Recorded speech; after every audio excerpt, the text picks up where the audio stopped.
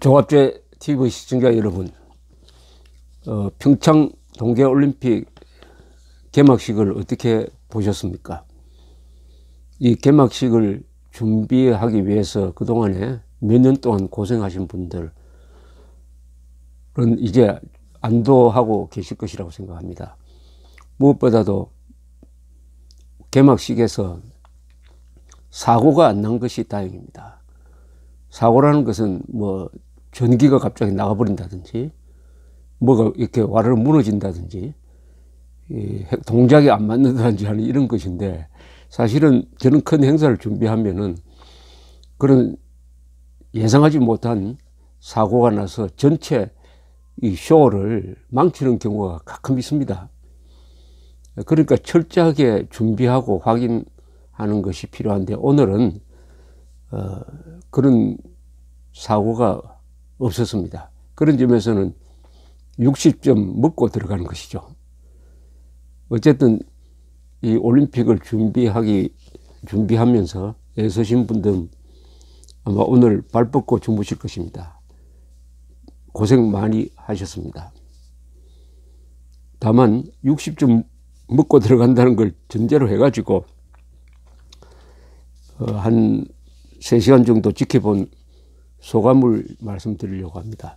올림픽 개막식은 1988년 9월 17일에 제24회 서울 올림픽 개막식이 워낙 잘 되어 가지고 그 뒤에 아시안 게임이라든지 뭐 동계올림픽 등등 개막식을 하면 항상 그것하고 비교하니까 참 불리합니다. 그래서 역대 세계 올림픽 역사상 가장 잘 된 개막식입니다. 또 그 개막식의 주제가 Breaking Down the Wall, 벽을 넘어서, 이게 동구 공산권이 무너지는 그 계기를, 단초의 하나를 만들었습니다. 그래서 그 1년 뒤에 89년 11월 9일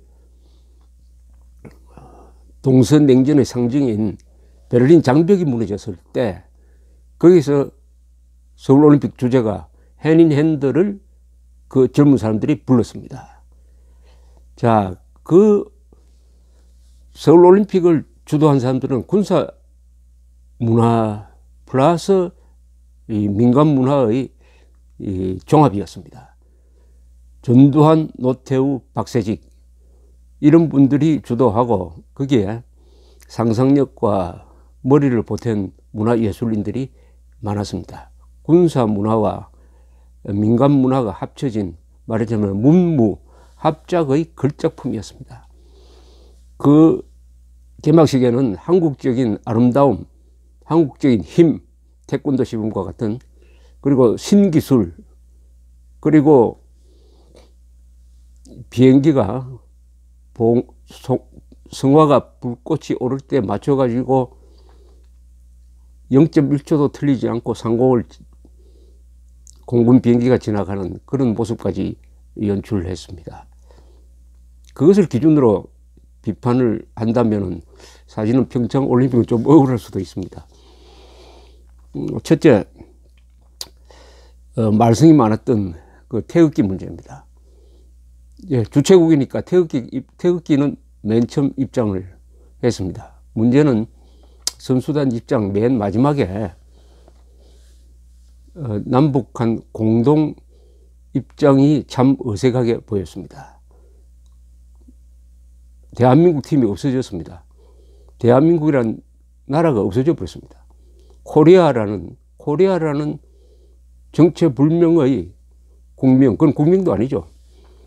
하나의 부호죠. 그리고 한반도기 정체불명의 깃발을 들고 들어왔습니다. 한반도기가 이 관중석에서도 흔들고 있었습니다. IOC 위원장이 인사를 하는데 그 뒤에서 자꾸 누가 한반도기를 흔들고 있었습니다. 당연히 태극기를 흔들어야 되는데 또 촛불을 많이 흔들었습니다. 촛불이 정치적 상황을 반영을 한 것인지 모르지만은 촛불을 과도하게 등장시켰습니다. 태극기가 촛불과 한반도기 사이에 끼인 형국이었습니다. 그리고 애국가 제창 1절만 불렀습니다. 4절까지 불러야 됩니다. 애국가 특히 4절이 아주 좋습니다. 1절만 부른 것은 문제가 있었습니다. 국가가 짧다고 해가지고 4분의 1만 부른다는 게 그게 말이 됩니까? 그리고 어린아이 5명을 등장시켜서 여러 가지 스토리를 만들었는데 제가 느끼기에는 너무 의미를 많이 담는다는 생각이 들었습니다.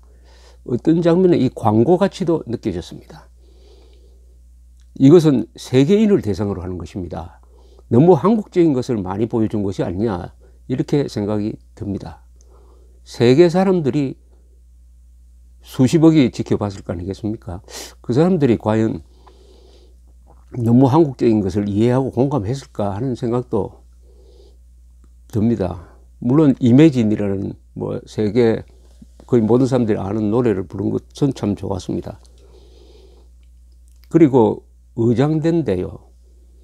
이 조선조의 의장대가 이런 행사에 항상 나옵니다만은 이것은 잘못된 겁니다. 대한민국입니다. 대한민국의 의장대는 국군 의장대입니다. 국군 의장대, 그리고 훨씬 국군 의장대가 훈련이 잘 돼 있고 모습이 좋지 않습니까? 국군 의장대가 나왔어야 한다는 생각이 듭니다. 너무 조선조적인 분위기가 너무 많이 압도하지 않았냐 생각이 듭니다. 물론 제4차 무슨 뭐 혁명이라든지 해가지고 IT 미래로 향하는 그런 신기술을 보여주고 드론을 동원한 것도 좋았습니다만은 전체적으로 과거 지향적으로 보일 수 있는 그런 게 좀 많았다는 그런 생각은 해봅니다. 이 서울올림픽 때 해닌 핸드를 작곡할 때 그때 국내에서는 그것은 한국 가수가 불러야 되고 한국 작곡가가 작곡해야 된다는 이야기가 많았지만 박세직 당시 조직위원장이 이것은 세계 사람들을 위한 노래라야 한다 해서 로스앤젤레스 올림픽 주제가 작곡가를 초청하고 또 유럽에서 활동하던 코리아나 그룹이 부르도록 해서 세계적인 히트송이 되었습니다. 이번 평창 올림픽의 주제가가 뭔지 제가 잘 관심이 없어서 그런지 잘 모르겠습니다. 그게 세계적 히트송이 되면 얼마나 좋겠습니까? 그리고 이 92개 팀의 입장 장면이 상당히 길게 이어졌습니다. 그것을 보면서 나라 하나하나에 대한 지리 공부, 간단한 역사 공부를 한 것 같아서 아주 흥미로웠습니다. 역시 많은 선수단을 보낸 곳은 이 스칸디나비아 지역 또는 스위스, 오스트리아, 독일, 프랑스처럼 이 산이 많고 스키장이 많고 또 체육을 좋아하는 강건한 사람들이 많은 이 동계올림픽은 보면은 역시 선진국 경기라는 그런 생각이 듭니다. 선진국. 그리고 열대지방, 남미 이런 곳에서는 선수단이 아주 작은 것이 아주 흥미로웠습니다. 근데 인구가 2억이 되는 브라질은 9명을 보냈고요. 스웨덴은 인구가 996만인데 119명. 스위스는 인구는 823만인데 170명을 보냈습니다. 그리고 슬로베니아라는 나라는 아주 작은 나라인데 인구가 197만 밖에 안 됩니다. 그런데 71명의 선수단을 보냈습니다. 그러나 싱가포르는 인구가 588만인데 1명 보내고요. 그 다음에 인도는 인구가 조금 있으면 중국을 능가해가지고 세계 최다 인구 국가가 되는데 이 2명이었습니다. 인도 선수는 2명이었습니다. 인구당 가장 적은 선수를 보냈습니다. 그런데 이 KBS 아나운서가 이 선수단 입장할 때 그 나라를 소개를 하는데 하나 아쉬운 점이 있었습니다. 이 참전 16개국 있지 않습니까? 6.25 때 젊은이들을 보내서 대한민국의 평화를, 자유를 지켜준 나라에 대해서는 반드시 언급을 했었어야 합니다. 근데 단 한 번도 언급을 하지 않았습니다. 예컨대 터키는 인구 8,084만에 8명의 선수를 보냈습니다. 터키는 6.25 때 일개 여단을 보내가지고 전사자가 700명이 넘습니다. 여기에 한 번 고맙다는 인사라도 했었어야 되는 거 아니냐. 일체 없었습니다. 일체. 아마 그게 전혀 관심이 없었던 것 같습니다. 그런데 콜롬비아, 남미의 콜롬비아는 4,769만 인구가 많습니다. 그런데 4명 보냈습니다. 이 콜롬비아는 한국전에 상당한 대대규모 정도를 보내가지고 수백 명이 전사했습니다. 이 콜롬비아가. 태국도 마찬가지죠. 6,841만에 4명 보냈는데 태국도 참전국가 아닙니까? 필리핀도 그렇고 단 한마디도 언급을 하지 않은 건 유감이었습니다. 차이니즈 타이페이란 자유중국 중화인민공화국입니다. 공식 국호는 대만이라고 그러는데 이게 IOC에 정식으로 가입했다가 추방당했죠. 말하자면은 중국이 유엔에 가입을 하니까 또 미국이 중국을 인정하고 중국과 수교해버리니까 대만과는 외교 관계가 조금 밑으로 떨어졌죠. 그래서 국호도 중화인민공화국 이렇게 중화인민공화국이 아닙니다. 참 중화민국입니다. 중화민국. 제가 잘못 말씀드렸습니다. 중화인민공화국은 공산중국이고 중화민국입니다. 중화민국이 공식 국명인데 차이니즈 타이페이, 중국령 타이페이 뭐 이런 식으로 들어오니까 조금 민망하게 보이면서 외교를 잘 못하면은 이런 수가 있다 하는 아주 경계로 들렸습니다. 러시아도 이번에 도핑 때문에 이 국가 소속으로는 들어오지 못하고 선수 개별적으로 입장을 하게 되었습니다. 이 체코가 인구가 1,067만인데 선수를 95명이나 보냈습니다. 오스트리아는 인구가 875만인데 105명을 보냈습니다. 그런데 파키스탄은 인구가 2억이 넘는데 3명인가 4명인가 뭐 아주 그렇게 보냈고 산마리노 인구가 3만인데 1명을 보냈습니다. 작은 나라들이 나오니까 근데 안도라라는 나라 있지 않습니까? 안도라는 나라는 인구가 7만 6천인데 5명을 보냈습니다. 꽤 많이 보낸 나라입니다. 안도라는 스키장이 있습니다. 안도라는 나라가 어디 있는지 아십니까? 세계에서 가장 작은 나라 중에 하나인데요. 스페인과 프랑스 사이에 있습니다.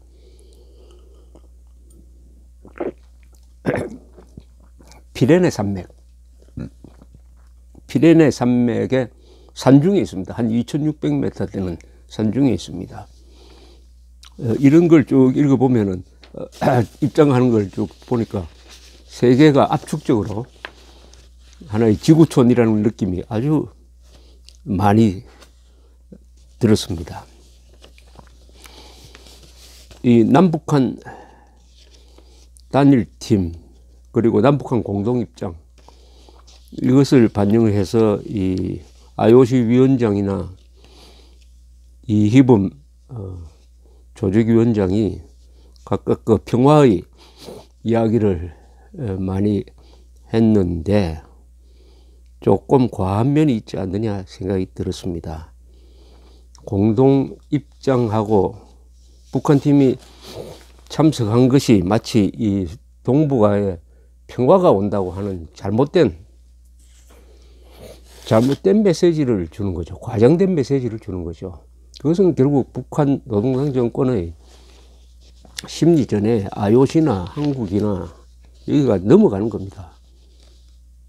평창 올림픽에 북한 팀이 참석하는 거하고 북핵 폐기하고 무슨 연관이 있습니까?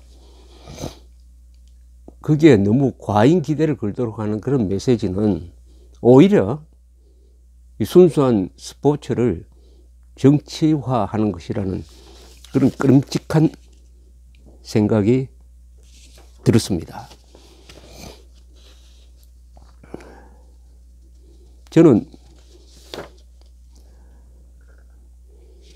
이 쭉 지켜보면서 마지막에 개막식이 끝나면은 저희 머리에 무슨 이미지가 남을까 이런 생각이 들었습니다. 무슨 이미지가 남을까. 이 개막식은 끝나면은 머리에 강한 이미지를 남겨야 됩니다.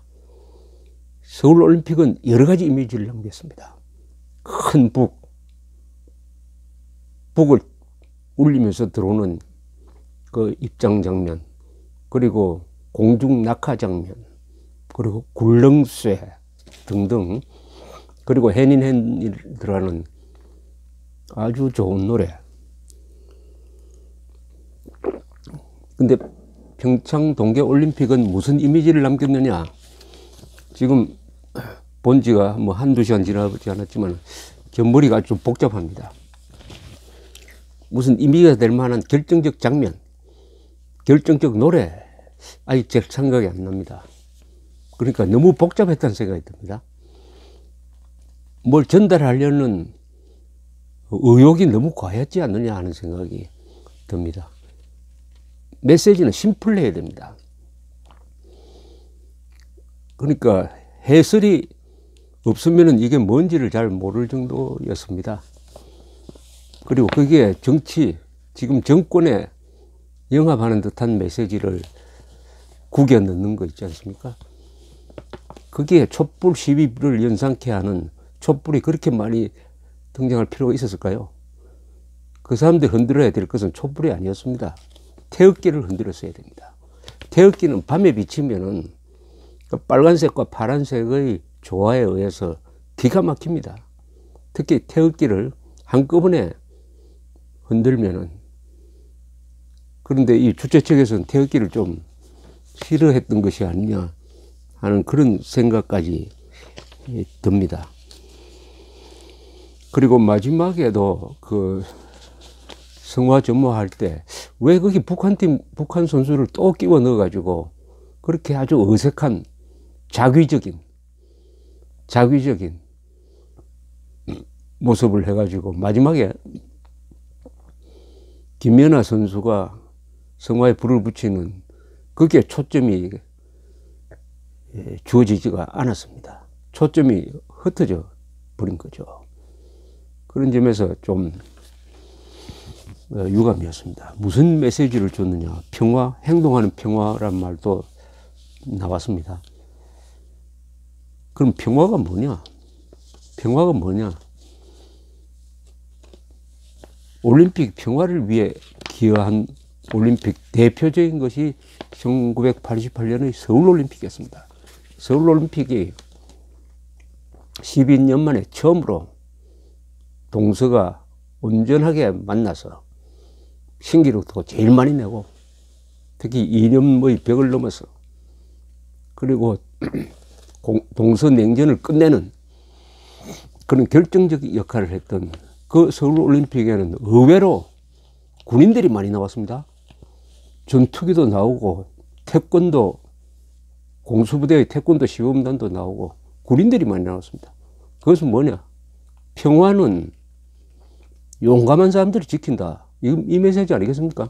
평화는 용감한 사람들이 지키는 거지, 평화는 나쁜 사람한테 굴복해서 지켜내는 것이 아닌 것입니다. 이번 평창 올림픽이 준 평화의 메시지는 정의가 없는 자유가 실종된 그런 메시지였던 점에서 좀 유감입니다. 그러나